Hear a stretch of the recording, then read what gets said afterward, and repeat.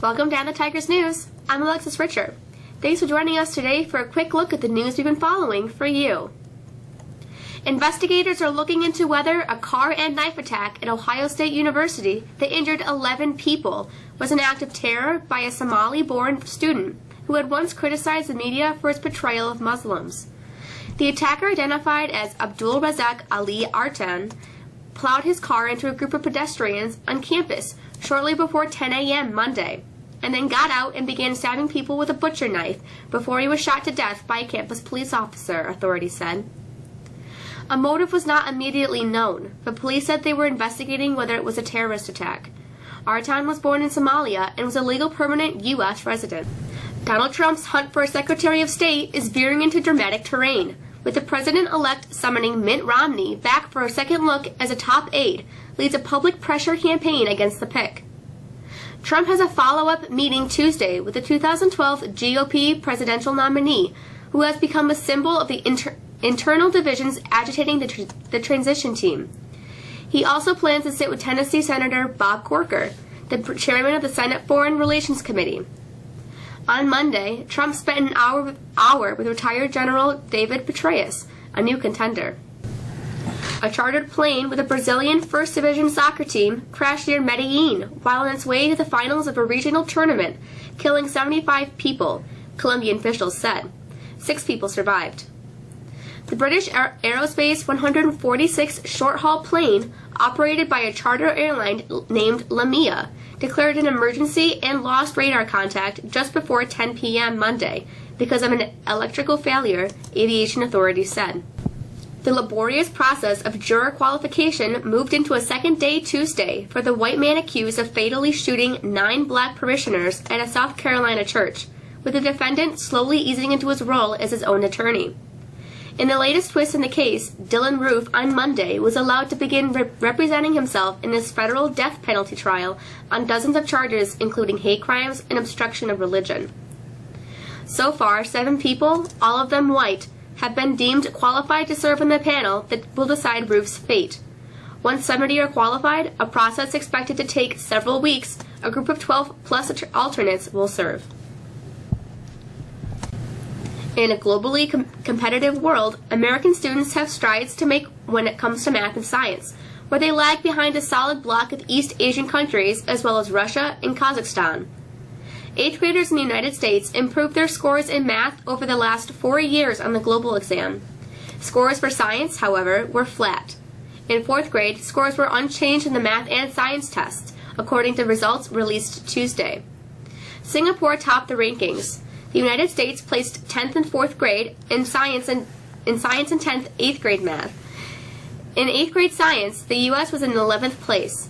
It ranked 14th for 4th grade math, but behind Portugal and Kazakhstan.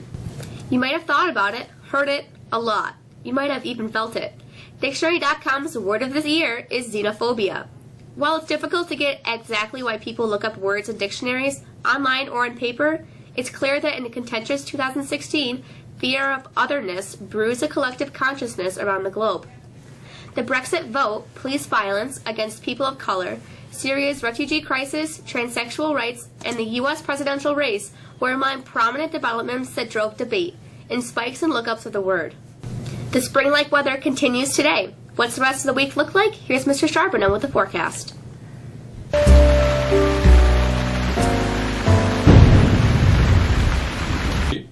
2, 1.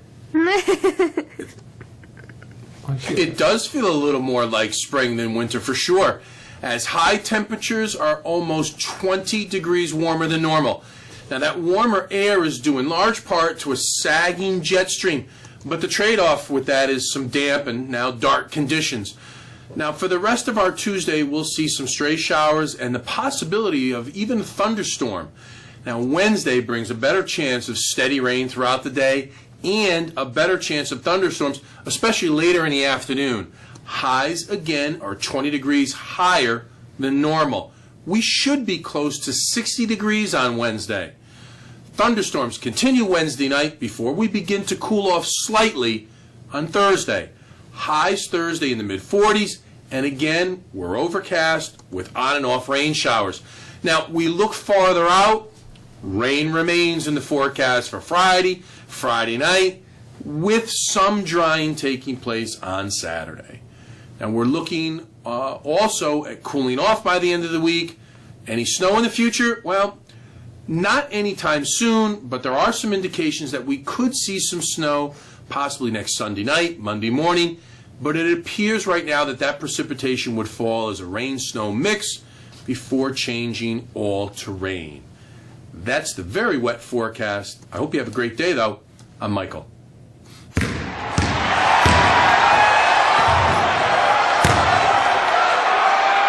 Syracuse basketball takes the court again tonight, trying to come back from last Saturday's tough loss. Here's Josh with the news and sports. Syracuse basketball hits the road tonight in the ACC Big Ten Challenge. The Orange meets up with the number 17 Wisconsin. The game features two teams that faced each other last year in the event, but this meeting is in a different location. Wisconsin beat the Orange in the Carrier Dome last year. The 5-2 Badgers are an experienced group with several seniors in the starting lineup. The game tips off at 7:30 and is on ESPN.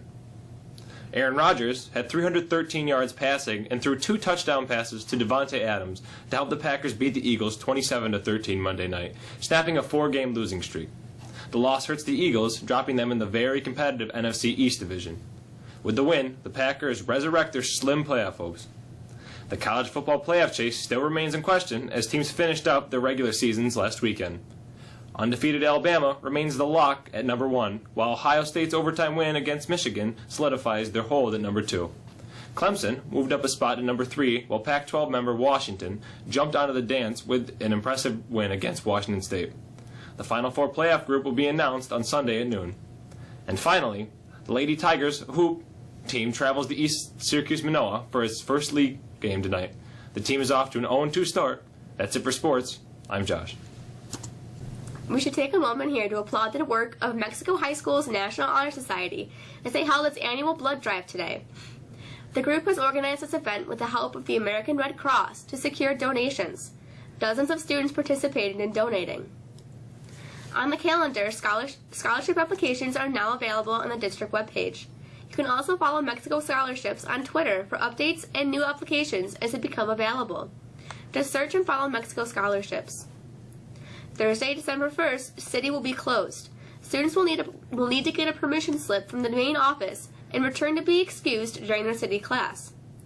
That's all for us today. We're back here again on Wednesday. For the staff of I'm the Tigers News, thanks for joining us. I'm Alexis.